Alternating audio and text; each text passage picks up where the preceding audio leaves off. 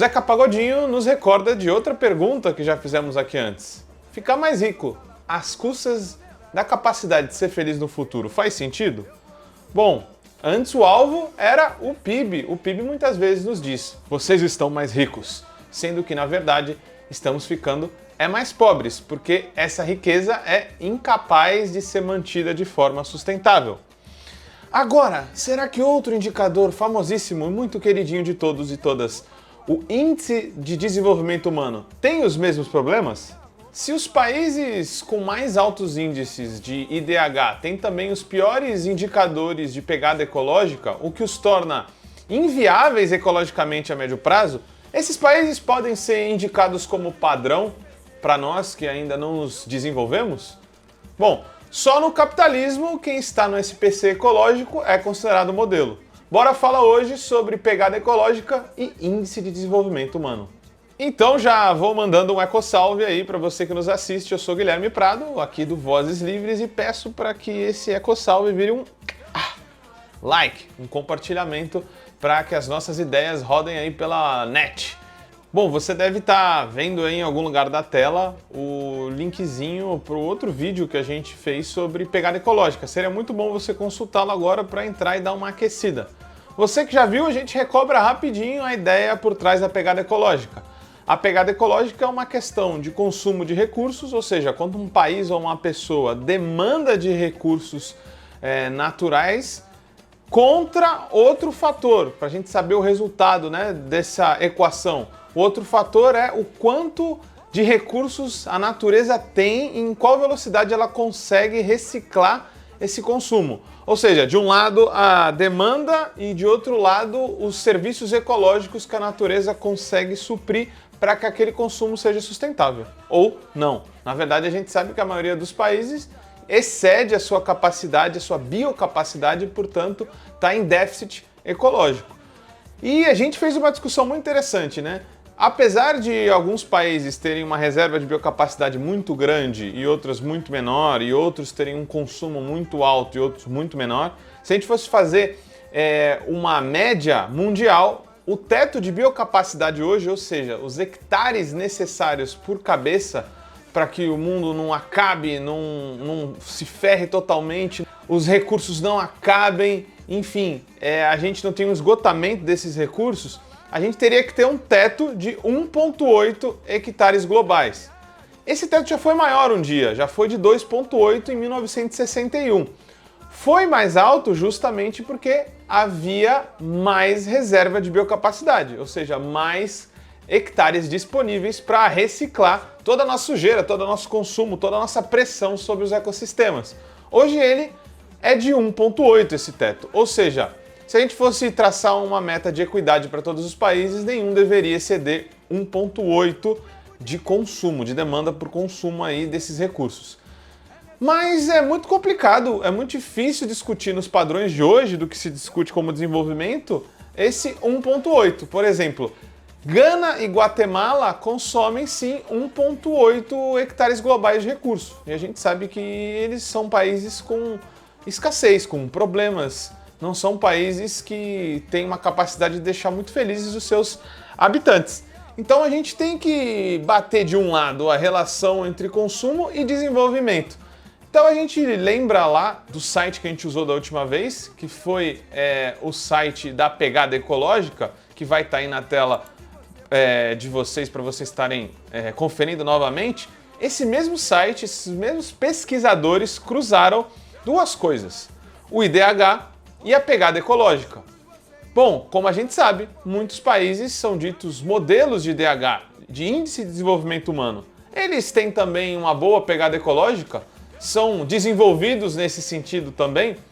Aí vocês vão ver na tela as grandes disparidades. A gente tem África, a América do Sul, Pacífico, América do Norte, a Europa. Temos essas regiões do mundo. E na barra de baixo a gente tem o desenvolvimento humano. Ou seja, quanto mais para a direita, para quem não está vendo aí principalmente entender, quanto mais para a direita um país está, mais alto no índice de desenvolvimento humano ele está colocado. Portanto, é por isso que os pontinhos amarelos Ou seja, à esquerda são os países africanos, aqueles que têm menos desenvolvimento humano. Na barra da direita, vertical, quanto mais para cima, maior a pegada ecológica de um país. Assim a gente vê uma combinação, por exemplo, dos africanos, baixo desenvolvimento humano e baixa pegada ecológica.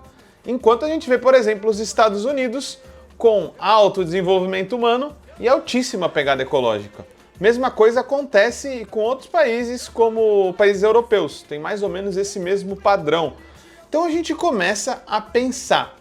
Há países que conseguem chegar a um IDH de 0,7, que já está considerado alto, e ainda ficar no limite de 1,8 hectares globais de consumo de biocapacidade, certo? A gente poderia dar alguns exemplos dele. Geórgia e Cuba. Porém, a maioria dos países que têm alto desenvolvimento humano já ultrapassaram a sua biocapacidade. Aliás, todos os países que têm índice de desenvolvimento humano muito alto excederam aquilo que poderiam consumir como biocapacidade. Aí que fica a nossa grande questão.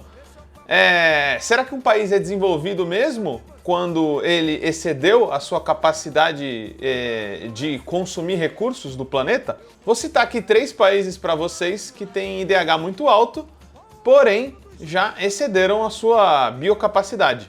Olha lá, temos a Noruega, que vocês vão ver na tela, 5,7 é a sua pegada ecológica por pessoa. É um país desenvolvido, o mais desenvolvido de todos, né? Segundo o IDH. A Irlanda, por exemplo, 5,2 de pegada ecológica no sentido de sua biocapacidade.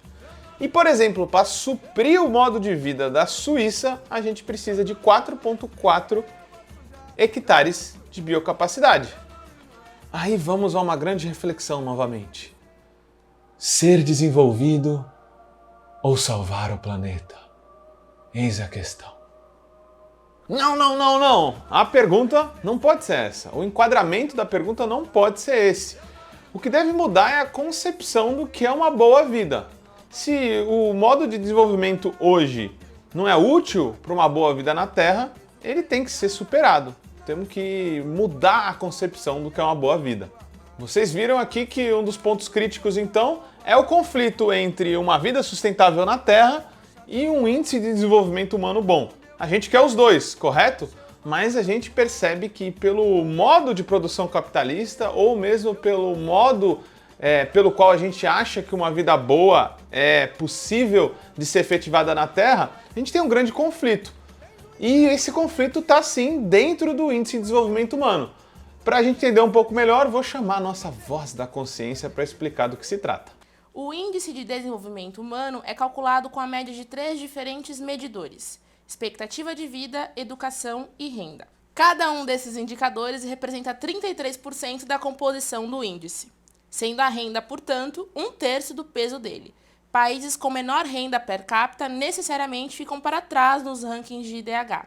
Quanto mais perto de 1, mais desenvolvido é o país. O IDH do Brasil, por exemplo, é de 0,710 e o da Noruega de 0,938. Bom, bora pensar então a relação desses medidores melhor. Vou começar por 2, expectativa de vida e educação. Bom, a expectativa de vida e educação tem um grande potencial de se desacoplar, descasar da questão da pegada ecológica. Em outras palavras, a gente consegue ter altos índices de saúde e educação, longevidade, com uma baixa pegada ecológica. Isso se dá porque essas coisas... O ser humano não precisa de tantas coisas para ser feliz, mas precisa de algumas básicas. E essas coisas básicas, elas não têm tanta pegada ecológica, principalmente da forma como forem construídas. Se a gente for pensar em mais escolas, em saúde preventiva, em saneamento básico, tudo isso tem baixa pegada ecológica. Pode até ter um nível de pegada grande quando a infraestrutura para isso é feita, mas logo depois as emissões de carbono diminuem para que essas coisas continuem funcionando. A alimentação saudável, por exemplo, e pouco a alimentação ultra industrializada, tem menos pegada ecológica e tem um potencial de deixar as pessoas mais felizes, com mais saúde e com mais longevidade. Então a relação pode ser sim descasada, ser desconectada entre pegada ecológica e muito mais saúde, pegada ecológica e muito mais educação, pegada ecológica e nesse sentido muito mais felicidade. Porém, a gente vai para outro nível aí de abstração, outro ponto do IDH, que é a renda. E é aí que está o BO. Com a renda per capita, a gente tem uma relação muito forte com o PIB. É quase impossível você crescer muito a renda per capita de um país sem crescer o PIB. O crescimento da renda per capita, portanto, depende do crescimento do produto nacional. E para ter um planeta feliz, portanto, dificilmente a gente vai usar PIB e IDH como medidores ideais de progresso. Por quê? Para ter o melhor nível de renda dentro do IDH, é preciso que uma pessoa tenha 75 mil dólares de renda anual. Isso seria o nível 1 aí dentro do IDH para se ter a melhor nota dentro dos 33% do que diz respeito à renda. Aí que está o problema. Depois de uma certa renda, é quase impossível que não tenha uma relação direta, ou seja, totalmente casada entre aumento da renda e pegada ecológica. Aumentar muito a renda das pessoas quer dizer que a pegada ecológica necessariamente vai aumentar. Então, aumentar indiscriminadamente a renda das pessoas e ter pessoas muito ricas necessariamente vai fazer exceder o teto de 1,8 hectares de biocapacidade que a gente já falou. É praticamente uma questão impossível de ser superada do ponto de vista físico. Então, a renda tem sim uma relação muito forte com o PIB, portanto, com o IDH também. Aí que está o segundo problema. Se um país se orientar para uma política de sustentabilidade profunda, ecologia radical, ele vai ter problemas com o IDH. Porque se ele restringir a renda, por exemplo, dos super ricos ou fizer alguns tipos de política que favoreçam serviços públicos, pode ser que ele inclusive diminua nesse fator primordial, que é a renda, enquanto melhora nos outros dois, que é educação e longevidade. Vou deixar só uma tela aí para vocês verem, uma tabela, na verdade, para vocês entenderem um pouco de como que é essa relação de riqueza, saúde e até longevidade. A gente muitas vezes relaciona, como eu já disse, o PIB e a própria renda como centrais para a felicidade e para o desenvolvimento humano. Mas a gente vai ver que países como Cuba e Costa Rica, por exemplo, têm um PIB muito menor que os Estados Unidos, gastam muito menos, inclusive, em saúde do que os Estados Unidos e têm índices de longevidades próximos, às vezes até melhores. Cuba consegue empatar com os Estados Unidos em longevidade, enquanto a Costa Rica supera até em 1 ano.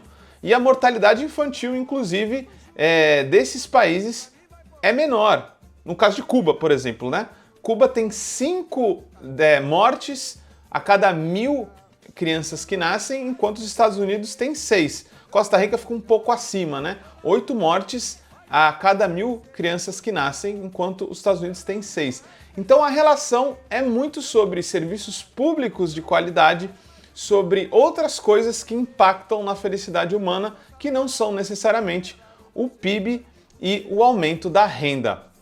Outra coisa que vale ressaltar aqui também, que a gente já disse em outros episódios e que vai aparecer aí o link na tela, é a relação de renda e felicidade. Depois de que o básico é atendido, o impacto da renda na felicidade humana é muito diminuindo. Então a gente precisa falar muito mais em equidade e igualdade de gênero e outros temas que podem sim potencializar a felicidade humana.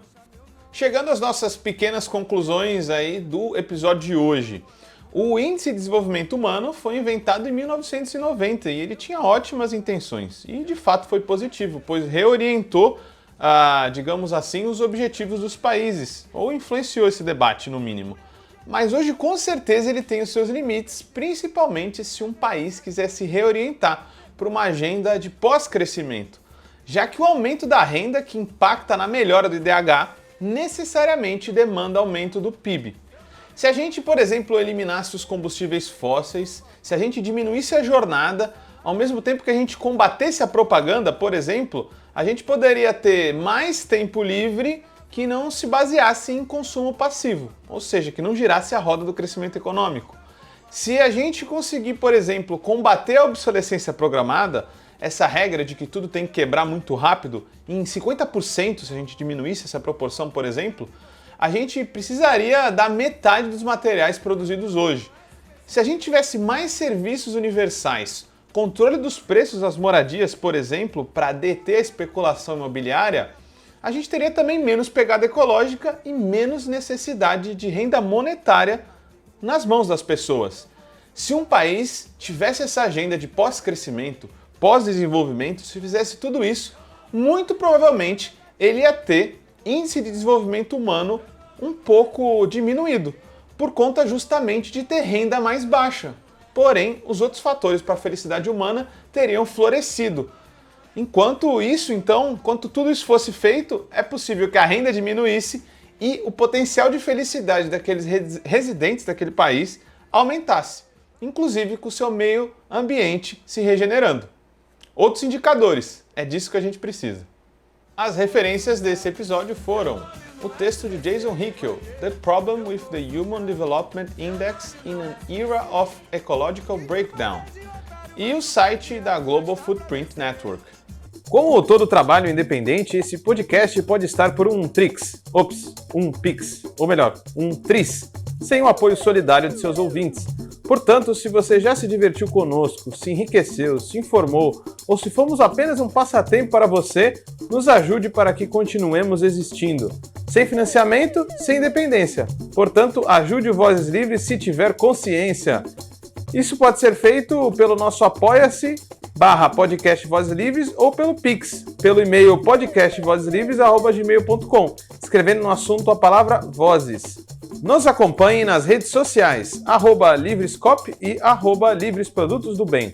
O Vozes Livres é um podcast realizado pela Rede Livres e financiado pelo Sindicato dos Químicos Unificados de Campinas e Região e pela Federação dos Trabalhadores do Ramo Químico do Estado de São Paulo. Produzido coletivamente por Guilherme Prado, Vitória Felipe e pelo coletivo Orvalho Filmes, composto por Eduardo Ferreira, Gaspar Lourenço e Guilherme Bonfim.